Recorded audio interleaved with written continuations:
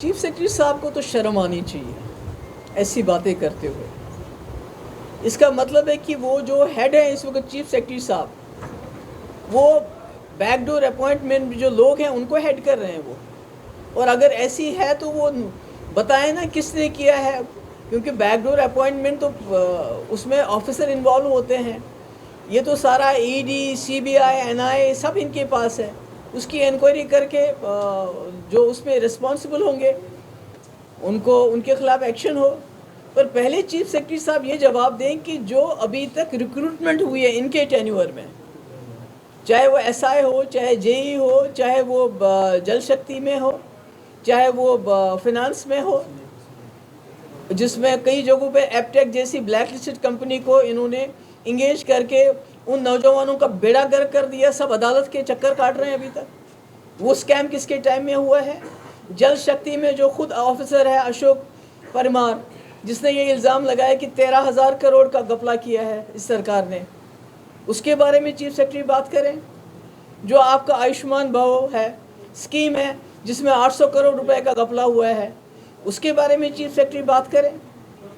Hydel project जिसमें कहते थे कि उसमें लेन देन 100 करोड़ का हुआ है, वो तो वही लोग काम कर रहे हैं। ऊपर से लेके तक नीचे तक ये सरकार जो चल रही है वो करप्शन में लथपथ है। और सबसे ज़्यादा जुल्म जो हो रहा है इस वक्त यहाँ के बेरोज़गार नौजवानों पे हो रहा है, क्योंकि उनकी जो रिक्रूटमेंट जिसके लिए वो इतनी दिन रात मेहनत करते हैं उसमें घपले होते हैं और अदालत में जाके सारा सिलसिला बैठ जाता है। वो ओवरेज हो जाते हैं, फ्रस्ट्रेट हो जाते हैं, या तो वो डिप्रेशन में चले जाते हैं या ड्रग खाते हैं। तो ये मुझे तो लगता है he should be ashamed to say such a thing. और अगर ऐसी बात सच है तो एक्शन ले ले। एक्शन क्यों नहीं लेते हैं? बातें तो बहुत बड़ी बड़ी करते हैं। इन्होंने तो बेड़ा गर्क कर दिया यहाँ हर चीज़ का। नौकरी तो दे नहीं सकते, नौकरियों से लोगों को निकालते हैं रोज़ रोज़, और जो देना चाहते हैं वहाँ पर उसमें घपले करते हैं, वहाँ पर ब्लैक लिस्टेड कंपनीज़ को एम्प्लॉय करते हैं, जिससे यहाँ के नौजवानों का सारा रोज़गार पिछले 2019 से मुझे बताइए किसको नौकरी मिली होगी? किसी गिने चुने बाहर से जो लोग आए हैं, यहाँ के तो किसी को नहीं। मुझे बल्कि यहाँ का जो है, यहाँ जो बेचारे गरीब लोग, टैक्सी वाला, ऑटो वाला, जम्मू में की मैं बात कर रही हूँ इस वक्त, अगर वो कोई काम करता था उसको अब ये पार्किंग भी इन्होंने प्राइवेटाइज़ किया, रेलवे में भी पार्किंग को प्राइवेटाइज़ किया। कहाँ से वो इतना पैसा लाएगा फिर देगा? ये ओला और उबर तो ठीक है, मगर यहाँ के लोगों का सोचिए वो क्या करेंगे जिनके पास गाड़ियाँ हैं। इन्होंने तो सिरे से ही लोगों को बेरोज़गार कर दिया है। और 2.5 लाख है तो बता दें कौन है वो मुलाजिम? उन्हीं के ज़रिए ही इस वक्त पूरे जम्मू कश्मीर को चला रहे हैं ना, उन्हीं मुलाजिमों के ज़रिए जो 2.5 लाख है। टोटल तो 3 लाख से 4 लाख मुलाजिम है, उसमें 2.5 लाख माइनस कर लीजिए। तो ये सारा सिस्टम तो उन्हीं मुलाजिमों से चलता है जिनको ये बैकडोर एंट्री की बात करते हैं। He is a loose tongue. He should not make such loose talk. और कोई मैडम ऐसी और दूसरी बात, कितने सिटिंग इस वक्त कमिश्नर सेक्रेटरीज हैं जिनके खिलाफ करप्शन के चार्जेस और सीबीआई की इंक्वायरी इस वक्त चल रही है? बताइए कितने सारे लोग हैं इससे? क्या कर रहे हैं चीफ सेक्रेटरी साहब? What is he doing?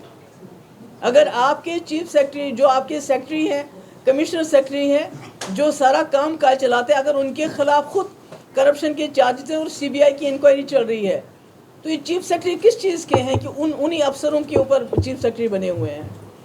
ये एनीथिंग एल्स? ऐसी रिपोर्ट आप क्या कहना चाहते हैं? Property check, what do you want me to, what are you asking me? अच्छा, क्या आपको लगता है इन्होंने पूरे जम्मू कश्मीर लद्दाख की कमर तोड़ दी है। बिलखुसूस अगर हम जम्मू की बात करें, यहाँ पर टोल टैक्स, स्मार्ट मीटर और अब प्रॉपर्टी टैक्स, ये सब मिला के यहाँ पहले दरबार मुंह बंद कर दिया। यहाँ जितने भी कॉन्ट्रैक्ट्स हैं छोटे बड़े, बाहर लोगों को वो आउटसोर्स किए जाते हैं, फिर वो सबलेट करते हैं, वो कमीशन लेते हैं। यहाँ आप देखिए कितने सारे लोगों के जो ट्रॉलीज़ वगैरह हैं वो बैठ गई हैं, बिकॉज वो एक बेचारे वही चलाते थे, सीमेंट बाजरी लेते थे एक जगह से दूसरी जगह। तो इन्होंने तो यहाँ के लोगों की ऑलरेडी कमर तोड़ दी है।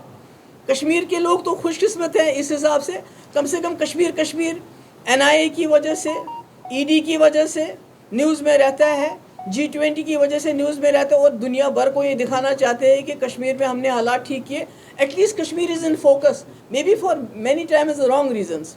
जो छापे पड़ते हैं, पकड़ दकड़ होती है, यूएपी के अंदर जर्नलिस्ट को बंद किया जाता, पर जम्मू का तो नामो निशान ही नहीं रखा कहीं इन्होंने। जम्मू का तो नाम ही नहीं लेते, और अगर नाम लेते हैं तो property tax, smart meters, toll tax और बाकी ये जो इन्होंने अब प्राइवेटाइज करना शुरू कर दिया, आपकी जो पार्किंग सा, तो क्या करेंगे यहाँ के लोग? जहर खाएंगे? क्या करेंगे? रावण का Well, it shows their frustration. They are totally frustrated with India alliance, and they know in their heart of hearts कि जो इनका जो whatever tactics they have played, जो भी करते थे, हिंदू मुस्लिम लड़ाई के लड़ते थे, वो फेल हो गई है। And just imagine for a second, एक सेकेंड के लिए इमेजिन कर लीजिए, अगर इस पोस्टर पे किसी बीजेपी के सुप्रीम लीडर की फ़ोटो होती तो अभी तक वो बंदा जेल में डाल दिया होता, बिना ज़मानत के, कोई केस नहीं, कोई पूछताछ नहीं, उसको जेल में डाल दिया होता। तो यही लोग सनातन धर्म की कसमें खाते हैं। ये जानते हैं सनातन धर्म क्या है?